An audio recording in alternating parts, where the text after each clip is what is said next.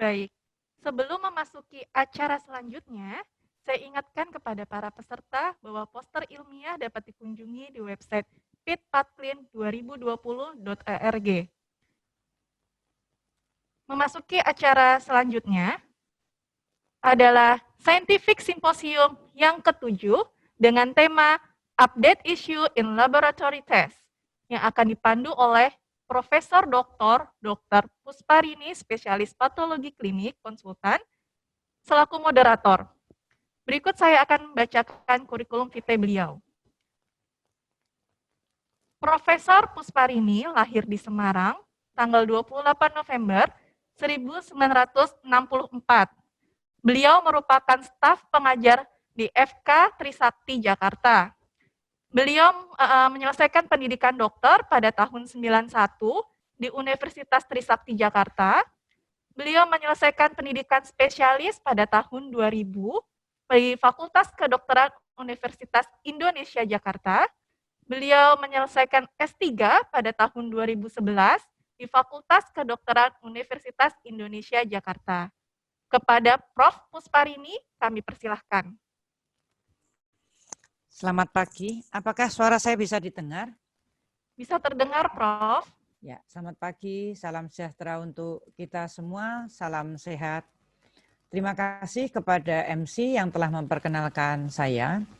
Terima kasih juga kepada panitia yang telah mempercayakan kepada saya untuk memimpin sesi Scientific Symposium ke-7 dengan topik Update Issue in Laboratory Test. Pada sesi Scientific Seminar yang ke-7 ini, kita mendapatkan dua narasumber yang akan membawakan update terkait myelodysplasia syndrome dan petanda pada kelainan kardiovaskuler. Narasumber pertama kita adalah Profesor Dr. Herman Hariman, PhD, spesialis patologi klinik, konsultan hematologi, yang akan membawakan topik New 2015 WHO Diagnostic Criteria for Myelodysplastic Syndrome, Application Without Proof of Clonality. Saya akan membacakan kurikulum vitae beliau. Prof. Herman Hariman lahir di Cirebon 13 November 1950. Beliau merupakan staf pengajar dan guru besar patologi klinik FK USU. Riwayat pendidikan, menyelesaikan dokter umum tahun 1978 di FK USU, kemudian S2 Diploma Patologi Klinik tahun 1984 di FK USU juga, kemudian menyelesaikan S3 PhD dalam bidang hematologi tahun 1988 di University England.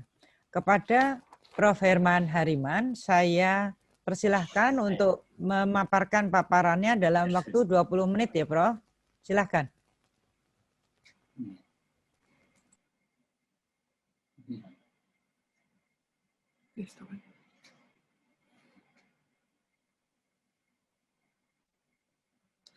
Bisa dengar suara saya ya? Bisa. Sebentar.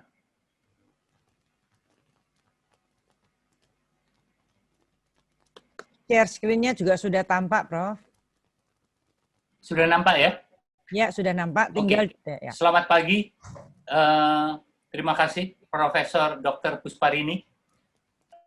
Saya membawa satu amanah dari World Health Organization khusus untuk classification daripada neoplasma myeloid. Ya.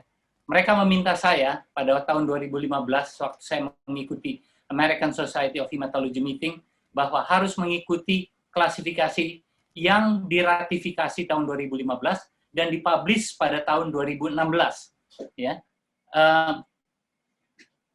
Karena ada di dalam internet, di dalam online, ada tertulis juga 2018, itu harus di-ignore. 2018 sebetulnya hanya mengungkapkan yang 2015-2016, dan itu dipublish oleh Latin American Group.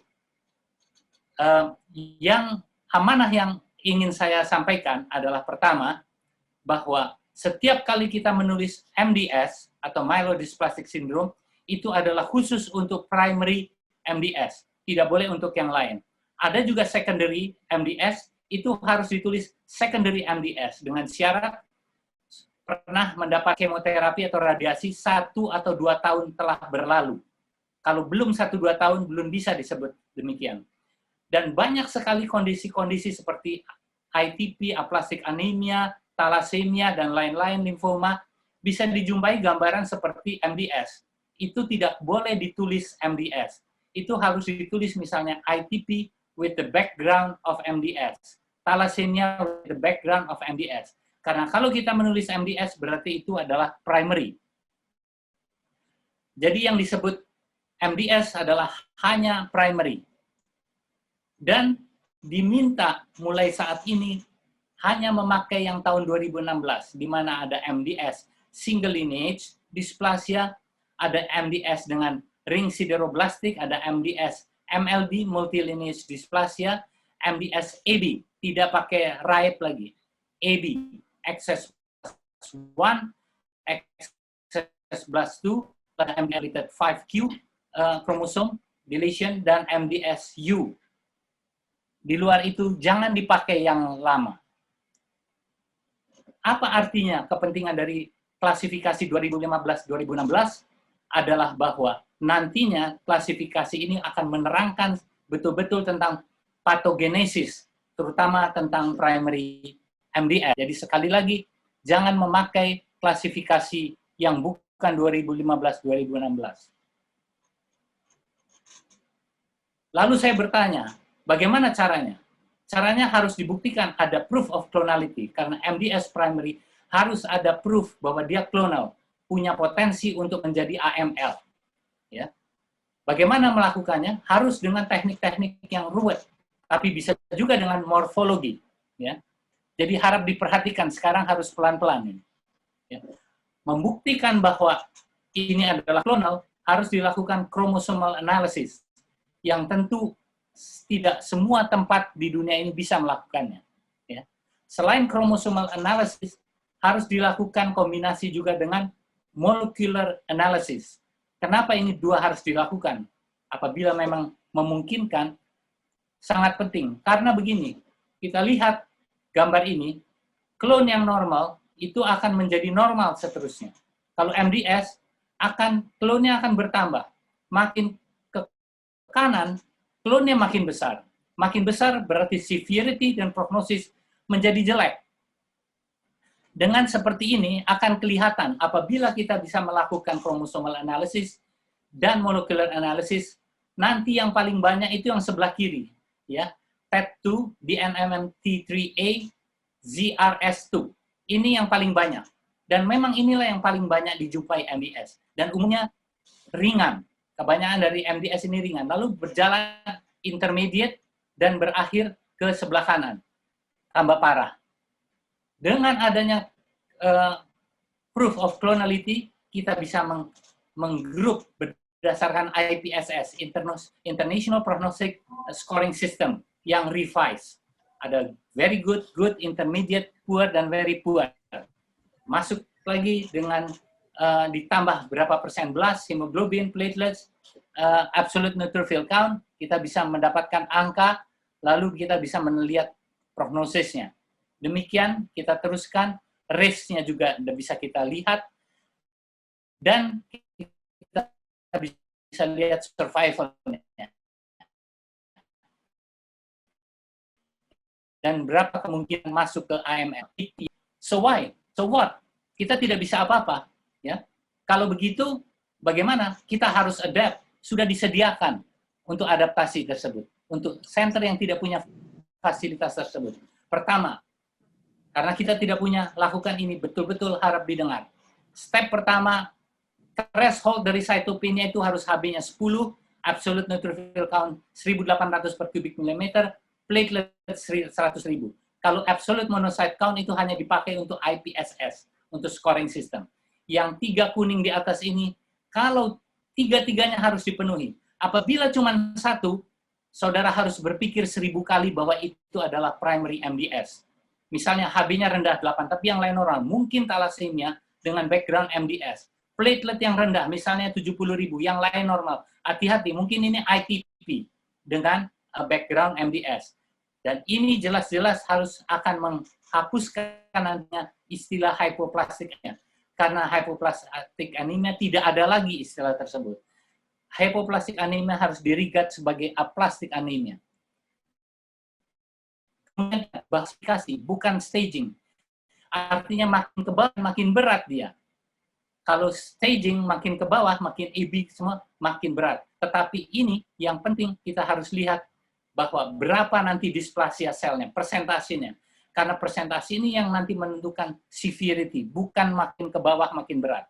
Ya. Step kedua, lakukan pemeriksaan darah full blood count, darah tepi. Lalu ini yang pertama, untuk menentukan nanti kepada marrow.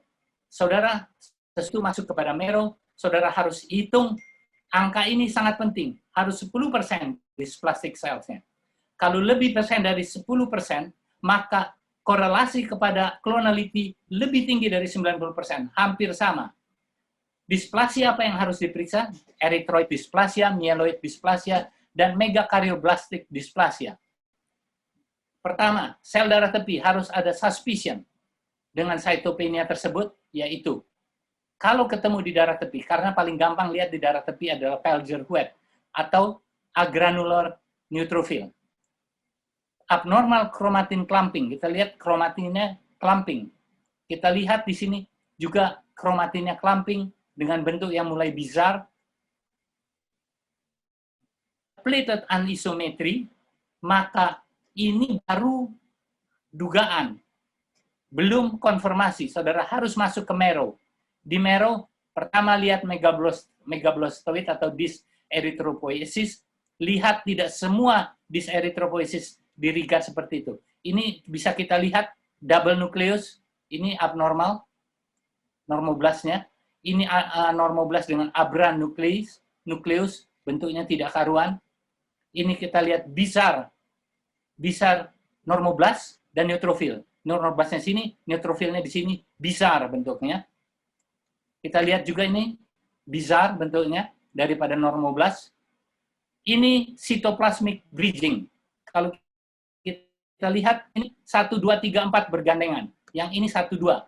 1, 4 ini, 4 sel ini harus dirigat oleh WHO dikatakan 1 displasia, bukan 4 yang displasia. 1, walaupun 4 sel disebut 1. Ini adalah bridging daripada nukleoplasma. Ini 2 dianggap 1, walaupun 2 sel. Ini juga nukleoplasmik, ya. Ini juga. Ini harus dianggap 1, hitungnya 1 displasia. Demikian juga seperti ini yang bizar, normoblast, double nucleus, semua 1. Jumlahkan, hitung betul, ya. Kemudian saudara bisa lihat juga satelitism dari normoblast. Ini juga tanda daripada displasia, saudara harus hitung 1. Yang seperti pramuka, prajamuda karana ini, kelapa, juga normoblast dianggap 1. Ini juga 1. Lalu lihat myeloid dysplasia, dysmyelopoiesis, tandanya chromatin clumping seperti tadi, tapi ini di marrow.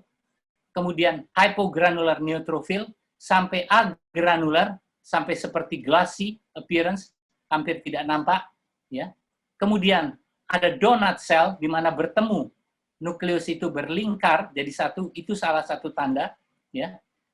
Demikian juga kalau kita bentuk yang bizar dengan hipogranular, dan juga kita lihat banyak juga ya di neutrophil tersebut.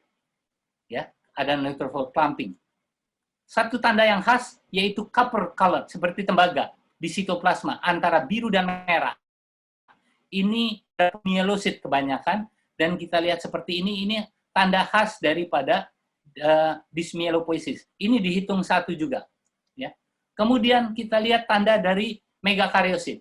Ada yang disebut mikromegakaryosit. Kalau mikro itu megakaryositnya kecil. Kalau kita lihat dengan size daripada eritrosit itu tidak berapa terlalu jauh besarnya. Dan bentuk daripada nukleusnya juga tidak karuan. Demikian juga ini, kalau kita lihat kecil-kecil dia, hampir size-nya itu paling 5 kali daripada eritrosit. Kalau yang betul megakaryosit itu berpuluh, paling enggak 10-20 kali lipat lebih besar, dengan nukleus juga yang aneh.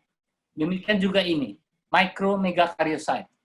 Ya, ini megakaryocyte yang agak mikro, tetapi nukleusnya double seperti ini. Kita tahu bentuknya harusnya seperti girus otak, ya.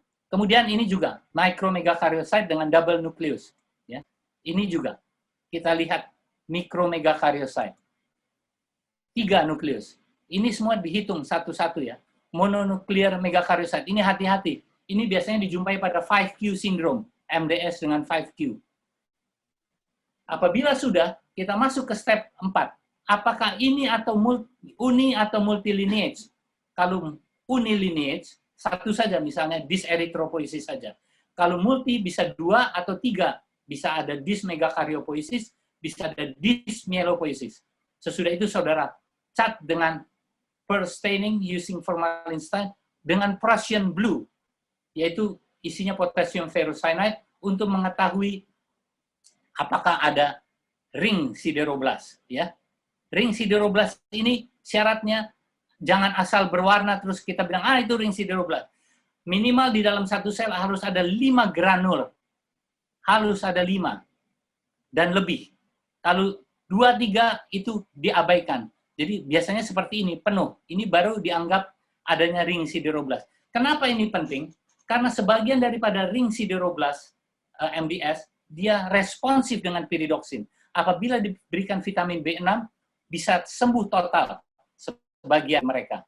Step kelima, hitung blastnya. Apabila 5-9% blast disebut MDS-AB, dulu namanya RAEP1.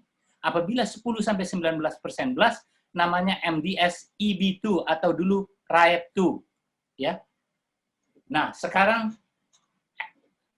grup daripada klasifikasi 2016 WHO ini klasifikasinya mengatakan percentage itu harus dihitung dengan manual, bukan dengan flow cytometry. Harus dengan manual karena bisa tidak terbaca karena bentuknya aneh-aneh. Dan oleh itu yang dihitung mieloblast, kalau blast untuk blast, hitung mieloblast, juga monoblast, promonocyte, erythroblast, dan megakaryoblast untuk menghitung EB nanti. Ya, seperti ini, MDS-EB1 antara 5-9%, kalau EB2 seperti ini adalah antara 11-19% blast. Ya, seperti ini. Tapi kalau banyak kita jumpai yang single nukleus, ada kemungkinan besar kita menjumpai 5Q MDS. Saudara harus periksa chromosomal analysis. 5Q MDS umumnya ringan. Jadi, kesimpulannya begini. Kita harus hitung dysplastic cell itu jumlahnya berapa, dihitung dengan total nucleated cells di marrow, kali 100%. Apabila lebih besar dari 10%, persentase displasia itu, pasti ini primary MDS. Dia mengatakan kepada saya, Hariman, you don't have to worry about.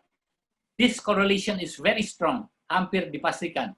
Terus saya bertanya, kalau begitu, kalau sudah tahu primary MDS, saya tidak melakukan chromosomal analysis, saya tidak melakukan molecular analysis, bagaimana saya mengetahui IPSS-nya, prognosisnya, keparahan daripada penyakit ini? Oh, severity depends on the percentage of dysplasia, not in the lineage number. Artinya begini, multilineage belum tentu lebih parah daripada unilineage.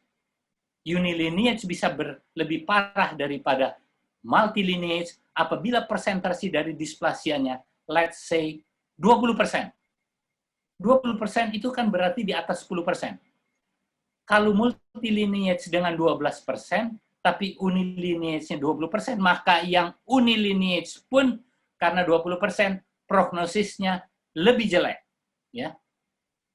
Oke.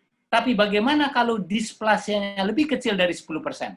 Kalau displasianya lebih dari 10%, itu bukan primary MDS. You have to write down the name, the primary cause. Let's say thalassemia with the background MDS. Aplastic anemia with the background MDS. Ya. Ada catatan. Dahulu kita diajarkan MDS-EB2 is more severe than MDS-EB1. Memang betul, apabila ditandingkan EB2 lawan EB1, EB2 lebih parah dari EB1. Tetapi apabila ditandingkan dengan percentage dari displasia, WHO Classification Group mengatakan it is more severe with the percentage. Let's say 25% dysplastic cells lebih parah daripada MDS-EB2. MDS-EB2 bisa nyangkut terus tidak jadi AML, sedangkan yang 25% dari unilineage bisa dead seketika. Ya, jadi harus hati-hati. Ya, MDS-EB2 memang lebih hebat dari EB1, tapi percentage memegang peranan yang lebih penting. Harap diingat, harus ditulis di dalam jawaban mulai sekarang. Seluruh daerah kecuali yang bisa melaksanakan chromosomal analysis atau molecular analysis, tulis MDS, MLD, multilineage. Tulis berapa persen displasia. MDS, EB1. Tulis berapa persen displasia. Karena displasianya ini penting untuk klinisi. Dia mengetahui kira-kira, wah ini gawat atau tidak. Ini setara dengan IPSS, persen displasia itu. Dan satu lagi yang harus diingat, apabila MDS ini berevolusi jadi AML, atau disebut MDS-related AML, AML yang datang dari MDS, saudara jangan sebut-sebut ini sebagai AML biasa, tidak memenuhi klasifikasi WHO yang biasa. Saudara harus masuk ke klasifikasi WHO dengan sebutan AML NOS, NOS, AML not otherwise specified. Itu kalau saudara buka klasifikasi daripada myeloid neoplasms, maka ada itu AML NOS, bukan AML yang biasa, bukan AML de novo. Yang secondary ini penting, karena dia juga mempunyai potensi untuk berubah menjadi AML. Kalau kita bisa punya chromosomal analysis dan molecular analysis, secondary MDS ini, sebagian ternyata memang bisa berubah menjadi AML. Tetapi juga nanti AML-nya namanya AML NOS. Bedanya dengan AML biasa, AML NOS tidak pernah bisa disembuhkan, tetapi AML NOS jalannya pelan-pelan. Sedangkan AML de novo, kalau tidak diterapi, sebentar saja bisa masuk ke kematian. Sedangkan yang secondary atau AML NOS karena dari primary yang berubah menjadi AML, jalannya perlahan-lahan, saudara tidak usah tergesa-gesa. Kalau saudara tergesa-gesa melakukan kemoterapi, pasiennya mati segera. Saudara-saudara sekalian, itulah message yang diminta oleh WHO Classification Group kepada saya agar disebarkan. Dan ini sudah pernah saya sebarkan, bukan di Indonesia saja, di Indonesia di PHTDI, sudah saya sebarkan juga di Xi'an pada waktu itu di Republik Rakyat Tiongkok, dan mereka sudah mengerti, sebagian sudah mereka terapkan ini di Latin Amerika. Di Eropa karena mereka punya chromosomal analysis dan molecular analysis tidak diperlukan lagi. Saya mengucapkan banyak terima kasih. Saya kembalikan kepada Profesor Dr. Pusparini untuk meneruskan session berikutnya. Terima kasih banyak. Ya, terima kasih kepada Prof. Herman Hariman yang telah menyampaikan paparannya dengan singkat, padat, dan jelas. Selanjutnya kita menginjak pada narasumber kita yang kedua, yaitu Profesor Dr. Rismawati Yaswir, spesialis patologi klinik konsultan, yang akan membawakan topik Markers on Cardiovascular Disorder in Chronic Renal Failure Patient on Hemodialysis. Saya akan membacakan kurikulum beliau. Prof. Rismawati lahir di Batu Sangkar 1 Desember 1949. Beliau saat ini bertugas sebagai dosen di bagian patologi klinik FK Unan. Riwayat pendidikan dokter umum diselesaikan pada tahun 1978 di FK Unan Padang. Spesialis 1 diselesaikan pada tahun 1992 di Fakultas Kedokteran Unpad Bandung. Kemudian SP2 Dalam bidang konsultan kardiovaskuler diselesaikan tahun 2004 dan dalam bidang endokrin metabolik diselesaikan pada tahun 2007. Jabatan guru besar disandang sejak mulai tahun 2007. Kepada Prof. Risma, saya persilahkan menyampaikan paparannya dalam waktu 20 menit, Prof. Silahkan. Ya. Terima kasih Prof. Puspa. Pertama-tama saya ucapkan terima kasih kepada Panitia PIT dan pengurus PPPDS Paklin yang telah mengundang saya untuk sharing ilmu mengenai yang akan saya bicarakan, yaitu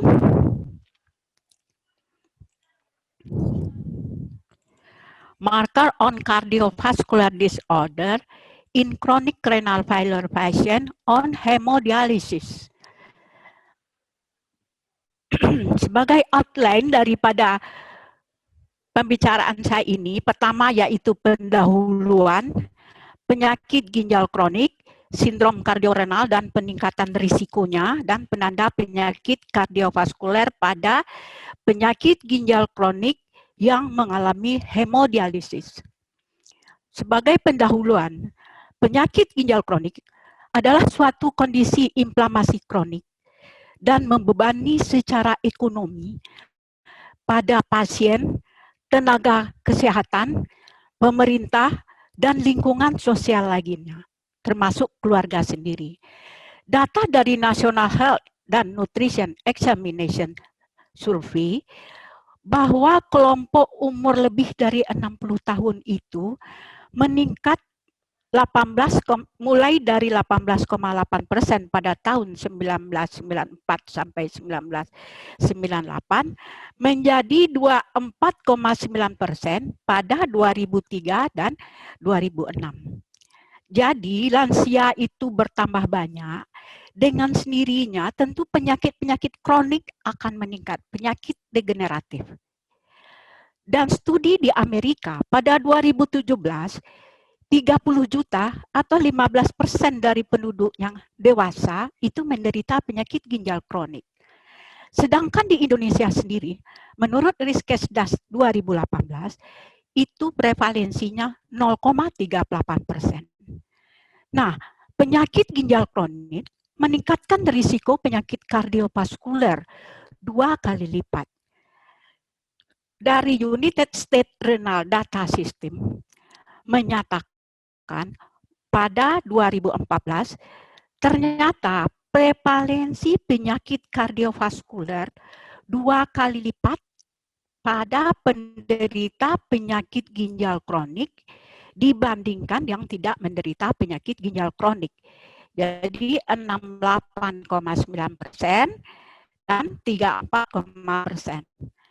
Nah, penyakit kardiovaskuler yang mana yang sering terjadi pada penyakit ginjal kronik? Jadi penyakit jantung aterosklerosis, infark miokard akut, bisa stroke, gagal jantung kongestif, dan bisa aritmia, dan bisa juga henti jantung, ya, menyebabkan nantinya sudden death. Pasien dengan end-stage renal disease, kalau kita tidak tangani dengan segera atau dengan baik, risiko kematian akibat penyakit kardiovaskuler ini akan meningkat sebanyak 20 kali. Nah, penyakit ginjal kronik ini adalah suatu keadaan penurunan daripada fungsi ginjal sampai keabnormalan struktur daripada ginjal itu dalam waktu lebih dari 3 bulan. Ditandai dengan GFR-nya kecil dari 60 ml per menit per luas permukaan tubuh. Kita lihat sedikit mengenai penyakit ginjal kronik ini, ada beberapa stadium, ya. Stadium 1 di mana GFR-nya lebih dari 90 per milimeter per menit per luas permukaan tubuh, tetapi ini GFR-nya sudah normal, tapi sudah ada protein urea. Pada stadium 2, yaitu GFR-nya menurun 60 sampai 89 ml per menit per luas permukaan tubuh, di mana terjadi penurunan GFR terkait dengan usia. Jadi faktor usia, ya makanya tadi lansia itu yang diperdebatkan, tetapi sudah ada protein urea. Nah, kalau stadium 3 itu ada 3A dan 3B, yaitu yang 3A itu 45 sampai 59 mm per menit per luas permukaan tubuh, dan 3B itu cenderung sudah gagal ginjal ya, 30 sampai 44 mm per menit per luas permukaan tubuh. Nah, pada stadium 4 itu sudah 15 sampai 29 mililiter per menit GFR-nya, ini berisiko tinggi sekali terjadinya gagal jantung. Nah, stadium 5 itu pada stadium 5 ini nanti pasiennya ada yang mengalami dialisis dan ada juga yang telah transplantasi. Ini sudah gagal jantung di mana GFR-nya sudah rendah sekali, kecil dari 15 ml per menit per luas permukaan tubuh. Nah, apa itu sindrom kardiorenal? Nah, itu gangguan jantung dan ginjal, di mana disfungsi akut atau kronis pada satu organ menyebabkan disfungsi akut atau kronis pada organ lainnya. Definisi ini pertama kali didefinisikan pada akut dialisis quality intensitatif atau ATQI di Venesia, Italia pada September 2008. Jadi karena terjadinya belakangan ini lansia banyak, penyakit ginjal ramai, makanya dibikinlah definisi ini. Nah, ini beberapa klasifikasi dari sindrom kardiorenal, itu ada 4 tipe. Yang pertama yaitu akut kardiorenal, di mana gagal jantung akut nanti akan menyebabkan AKI, ya bisa pada penyakit sindrom koroner akut, gagal jantung akut, dan bisa pada shock kardiak, ya di mana aliran darahnya menurun, ya akan terjadi AKI nantinya. Kemudian kronik kardiorenal, yaitu jantung kronik yang menyebabkan penyakit ginjal kronik. Kemudian yang ketiga yaitu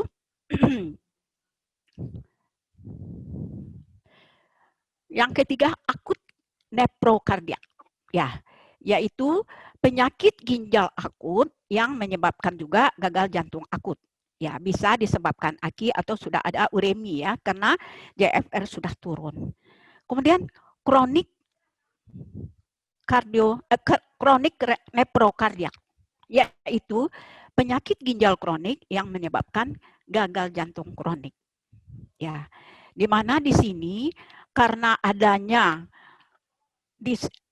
kelainan daripada hemodinamik dan adanya proses inflamasi dan adanya proses aterosklerosis yang sudah hebat, ya, sehingga nanti kita menemukan adanya LPH, gagal jantung, dan adanya disfungsi daripada diastolik dan sistolik, nah, nantinya akan terjadi penyakit ginjal kronik.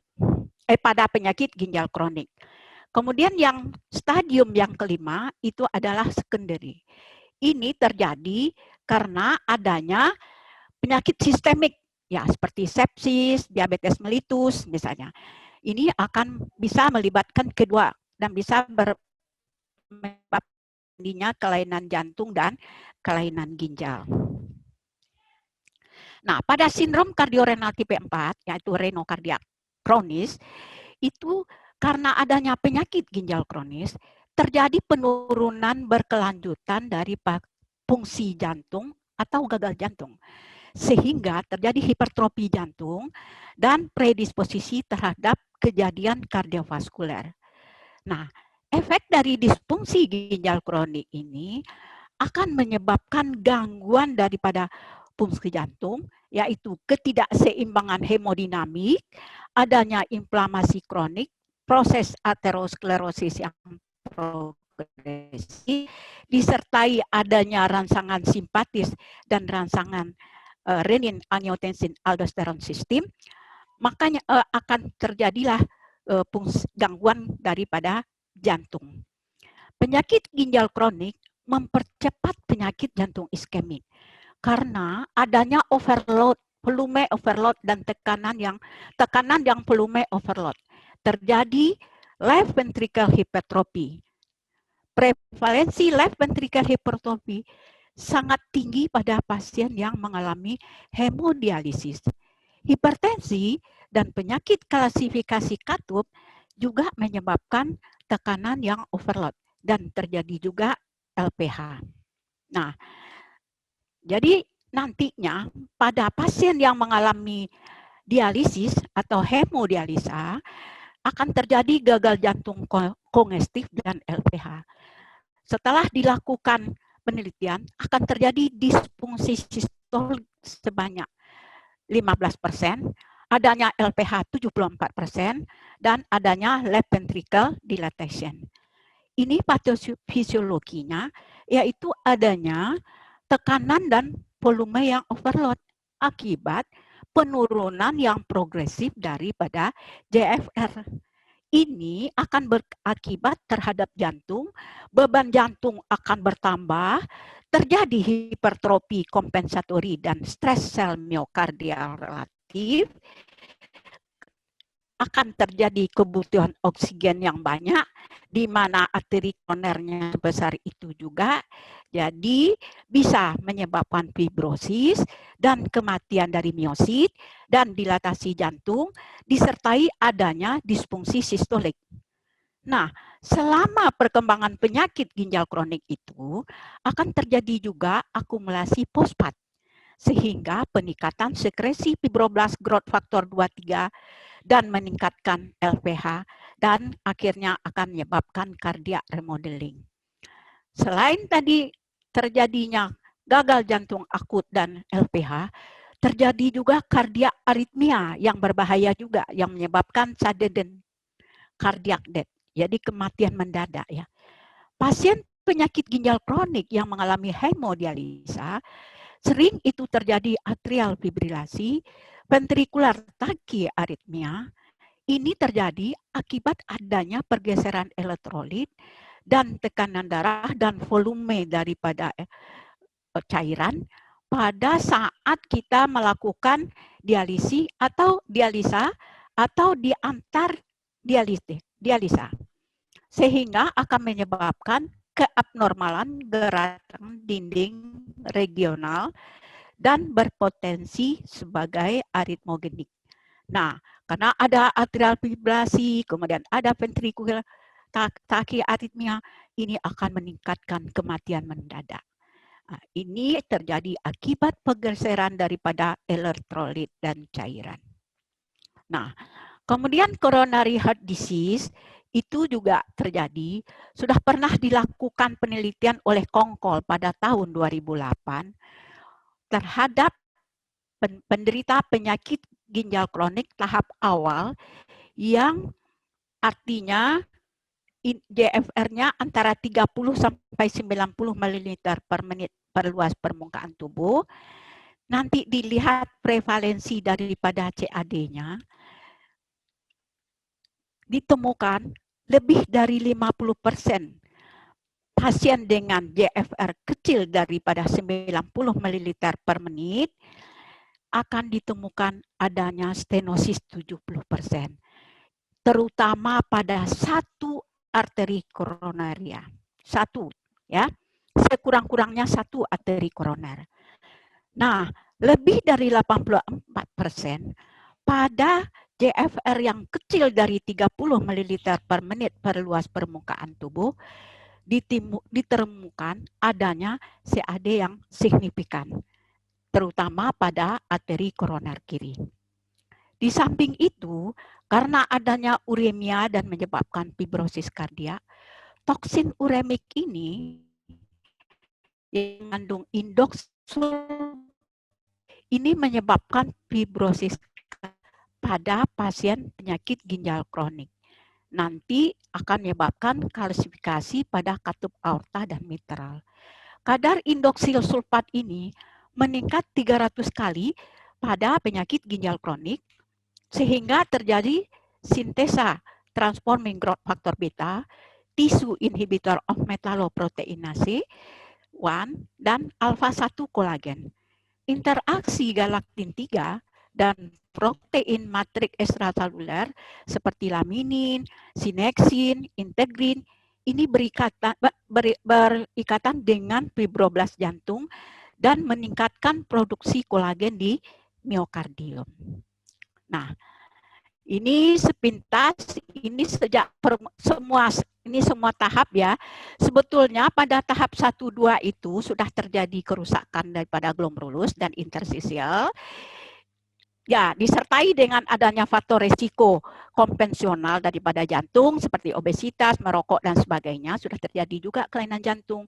Ditambah dengan adanya genetik daripada ginjal ya, dan adanya penyakit yang didapat seperti diabetes, nefropati, kemudian juga di stadium 3-4 itu lanjut lagi, kemudian di stadium 5 ya pada mengalami dialisis ini karena sudah ada anemia, kemudian uremia, adanya retensi air dan natrium. Nah, semuanya ini nanti akan menyebabkan inflamasi dan merangsang makrofag menghasilkan sitokain yang berpengaruh terhadap endotel, terhadap tulang, terhadap hati untuk mengeluarkan juga protein fase akut. Nah, pada saat ini terjadi kerusakan jantung dan kita akan bisa memeriksa marker-marker kardiovaskuler troponin, kemudian NT-proBNP, ischemic modified albumin, dan lain-lainnya. Nah, pada penyakit ginjal kronik ini mungkin tidak perlu ya. Jadi peningkatan risikonya ini karena adanya risiko klasik dari kardiovaskuler seperti peningkatan DM, LPH, dan penyakit arteri koroner, dislipidemia, inflamasi sistemik, ditambah dengan aktivitas daripada simpatis dan renin angiotensin aldosteron, sehingga ini risiko mortalitas kardiovaskuler meningkat. Pada tahap 3 itu angka kematian kardiovaskulernya 2 kali, dan pada tahap 4 angka kematian kardiovaskulernya 3 kali lebih besar. Nah, ini beberapa penanda penyakit kardiovaskuler yang ditemukan pada penyakit ginjal kronik yang mengalami hemodialisis. Sebetulnya interpretasi biomarker kardiovaskuler pada penyakit ginjal ini kronik ini sulit karena peningkatan kadar dapat tidak menggambarkan cedera miokard. Karena penurunan clearance ginjal. Jadi beberapa dari marker itu clearance-nya juga di ginjal. Dan adanya retensi zat terlarut. Dan adanya inflamasi kronik terkait penyakit ginjal. Nah, ini skema hubungannya. Kemudian kita masuk saja. Yang pertama yaitu kardiak troponin. Ini sudah diakui oleh Perky ya sampai sekarang ini masih dipakai ya, troponin T dan troponin I itu penanda cedera daripada kardiak, di mana dengan adanya AS troponin sekarang ini dia bisa memeriksa troponin itu di 10-100 kali lebih rendah dari yang biasa, yang konvensional. Nah, interpretasi pada penyakit ginjal kronik ini masih kontroversial karena penurunan clearance ginjal tadi. Nah, panduan dari National Academy of Clinical Biochemistry, peningkatan kadar kardiak troponin lebih dari 20%, 6-10 jam itu sudah diagnostik terhadap infark miokard pada penyakit ginjal kronik lanjut dengan GFR yang kecil dari 15 ml per menit. Nah, untuk prognosis sudah ada penelitian Conselus et al. Bahwa melihat mortalitas dalam 180 hari. Diperiksa HS kardiak troponin I, kalau ditemukan 0 sampai 2,5 mg per liter, mortalitasnya 1-3%. Mengingatkan Prof. Risma, waktunya kurang 2 menit ya, mortalitas 6%. Nah, kalau lebih dari 10,6 yaitu 10,4. Kemudian BMP dan NT-proBNP. Ini adalah suatu hormon kontraregulasi yang dikeluarkan pada saat ventrikel berdilatasi pada tekanan yang overload. Ya, ini BMP ini dibersihkan melalui reseptor kliren. Sedangkan NT-proBNP juga di ginjal dan di hati. Ini akan meningkat rasionya pada JFR kecil dari 30 per mililiter per luas permukaan tubuh. Nah, BMP ini, cut off-nya BMP ini kalau kecil dari 100 itu tanpa gangguan ginjal, kalau lebih dari 400 itu berarti sudah ada pasien pada gagal jantung. Kalau lebih dari 400 itu NT-proBNP belum gagal jantung, tapi kalau lebih dari 2000 itu sudah gagal jantung. Kemudian enggal. Enggal ini terletak pada granul neutrofilik dan berfungsi juga untuk modulator imun, dan ini pada stek yang bukan dialisa ya. Jadi dia itu juga dipakai untuk perburukan daripada fungsi ginjal. Nah, pada kardiorenal dia berada pada plak aterosklerosis, bekerja sama dengan MMP9. Jadi plaknya akan labil, nanti akan lepas, membentuk trombus, emboli, dan menyebabkan penyumbatan dari arteri koronaria, dan terjadilah infark miokard, dan lanjut akan menyebabkan remodeling dari jantung. Prof. Risma, maaf, waktunya sudah habis. Ya, sedikit lagi. Nah, sebagai kesimpulan dari pembicaraan saya ini, pasien yang end-stage renal disease yang tidak ditangani dengan baik meningkatkan risiko kematian akibat penyakit kardiovaskuler. Disfungsi ginjal kening akan menyebabkan gangguan fungsi jantung karena ketidakseimbangan hemodinamik, inflamasi kronik, dan proses aterosklerosis yang progresif.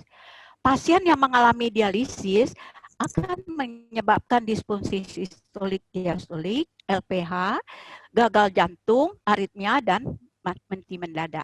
Interpretasi dari kardiovaskuler ini sulit karena dia klirennya di ginjal, dan juga troponin T, troponin I, dan natriuretik, enggal, dan sistatin ini masih dipakai. Biomarker baru seperti soluble ST2, GDF15, HSCRP, PONS1 terbatas, bukan penelitian lebih lanjut. Terima kasih waktunya yang berlebih sedikit ya, Prof. Ya. Terima kasih Prof. kepada Puspa, maaf, Prof. Puspa. Terima kasih Prof. Risma yang telah menyampaikan paparannya. Saya juga mohon maaf karena kita dibatasi waktu juga ya, Prof ya. Selanjutnya kita menginjak pada sesi tanya jawab. Waktu kita sangat terbatas, hanya 10 menit sehingga tidak mungkin semua pertanyaan bisa didiskusikan. Saya akan mulai membacakan pertanyaan yang ada di kolom Q&A. Ini pertama untuk Prof. Herman Hariman ya, Prof. Rupanya paparannya itu sangat menarik sehingga pertanyaannya bertubi-tubi, tetapi mungkin tidak semua bisa dibacakan. Yang pertama dari Dr. Sila, RSUD Sanjiwani. Apakah boleh menulis suspek MDS pada hapusan darah tepi kalau tidak bisa mengerjakan aspirasi bone marrow? Silakan, Prof.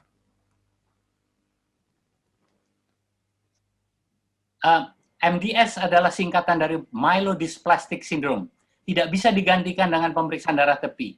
Pemeriksaan darah tepi hanya satu presumptif, kemungkinan, hanya dugaan. Maka dari itu harus full blood count darah tepi harus dilanjutkan dengan bone marrow aspiration. Ya, mudah-mudahan tidak bisa menggantikan bone marrow. Ya. Yang berikutnya, Prof, dari Dr. Diana Siloam Surabaya. Misalkan pada darah tepi didapatkan bisitopenia persisten, anemia dan leukopenia, dan ada hipogranular neutrofil dengan trombositosis.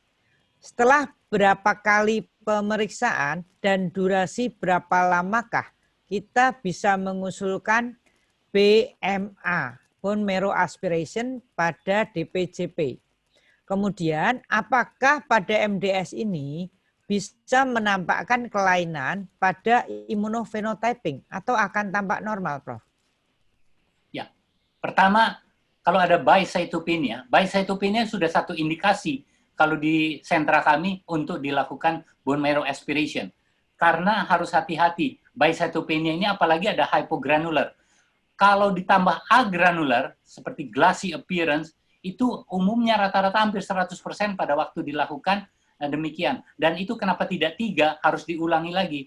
Terutama yang trombositnya itu ya. Kadang-kadang didapati trombosit yang terlalu besar atau terlalu kecil, nanti angkanya jadi error. Kemudian apakah bisa dilakukan pemeriksaan immunophenotyping? Ya justru itu molecular analysis yang tadi saya sebutkan itu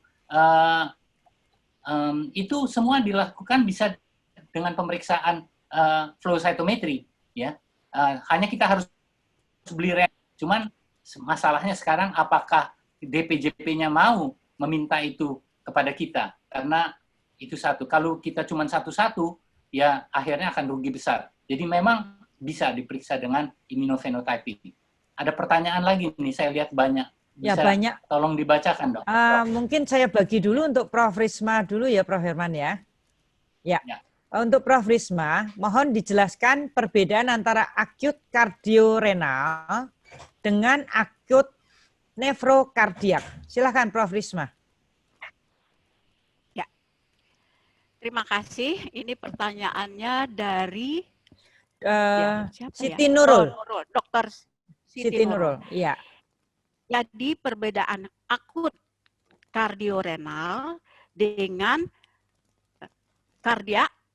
akut kardiorenal dengan akut nefrokardiak. Ya. Nah, kalau pada akut kardiorenal itu kejadian jantungnya yang lebih dulu. Misalnya terjadi adanya infark miokard akut, gagal jantung, shock kardiogenik. Nah, nanti GFR-nya akan menurun dan menyebabkan adanya AKI pada penyakit ginjal sendiri, ya, karena penurunan daripada aliran darah, ya. Sedangkan kalau akut nefrokardiak, di mana kelainan ginjalnya yang lebih dulu, ya, pada penyakit ginjal kronik itu akan menyebabkan pada penyakit ginjal akut akan menyebabkan penyakit jantung akut. Ya. Contohnya misalnya terjadi pada stadium 1-2 itu kan pusatnya 1-2 itu kan kejadiannya kerusakan glomerulus dan interstisial, itu nantinya lama-lama akan menyebabkan gangguan daripada jantung karena GFR-nya sudah mulai menurun. Bagaimana Dokter Siti Nurul? Ya, berikutnya saja Prof.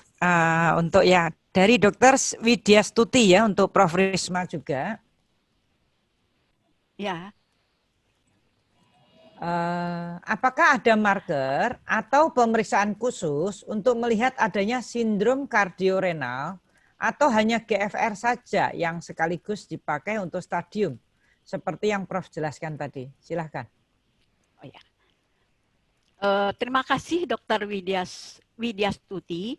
Ada marker-marker yang bisa kita lakukan pemeriksaannya. Itu yang sekarang kita mau sampaikan kepada klinisi, yaitu misalnya sistatin C, troponin, ya, kemudian bisa juga ischemic modified albumin pada permulaan, ya, pada tahap-tahap daripada penyakit ginjal kronik. Kalau kita melihat adanya indikasi, itu sudah bisa kita kerjakan.